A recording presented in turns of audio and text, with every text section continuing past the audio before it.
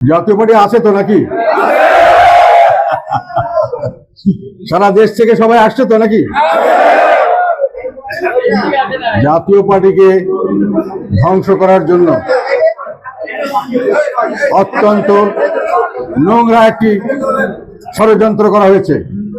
আমাদেরকে পিছন থেকে ছুরিকাঘাত করে আমাদের হত্যা করার চেষ্টা করা হয়েছে।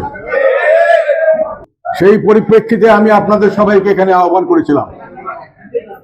আহ্বান করার উদ্দেশ্য ছিল দেখা যে আমাদেরকে যে হত্যা করার জন্য যে ষড়যন্ত্র, তাতে আমরা কতজন হতাহত হয়েছি এটা আমি দেখতে চেয়েছিলাম।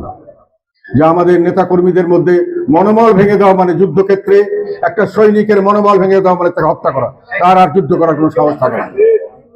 আমি এখন পর্যন্ত সমস্ত জায়গা থেকেই আমাদের নেতা কর্মীদের সাড়া পেয়েছি, সবাই স্বতঃস্ফূর্তভাবে এসেছে। আমরা কাউকে কোনো রকম কোনো সহায়তা করি নাই, নিজের খরচে কষ্ট করে শ্রম দিয়ে এখানে আজকে আপনারা উপস্থিত হয়েছেন, এবং এটি হলো আমাদের দলের সবচেয়ে বড় সার্থকতা আমি এই মুহূর্তে মনে করছি। যারা আসেননি এবং যারা কোনো কারণ ছাড়াই আসেননি তাদেরকে আমি আর জাতীয় পার্টির সৈনিক হিসাবে তেমন ভাবে হয়তো মূল্যায়ন করতে পারবো না।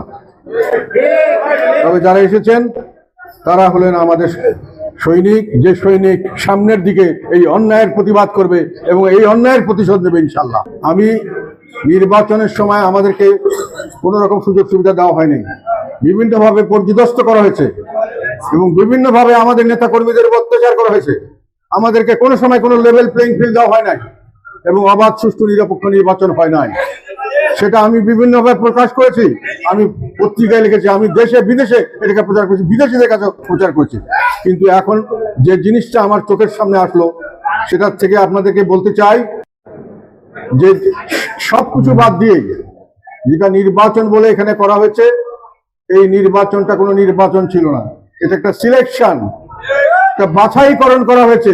প্রত্যেকটি মানুষ এই নির্বাচনে যারা জয়লাভ করেছেন এবং যারা হেরে গেছেন সবকিছু পূর্ব পরিকল্পিতভাবে করা হয়েছে।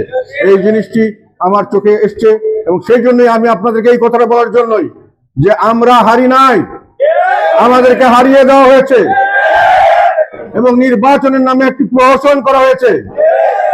কাজে এই নির্বাচনের জনগণের কোনো সমর্থন নাই।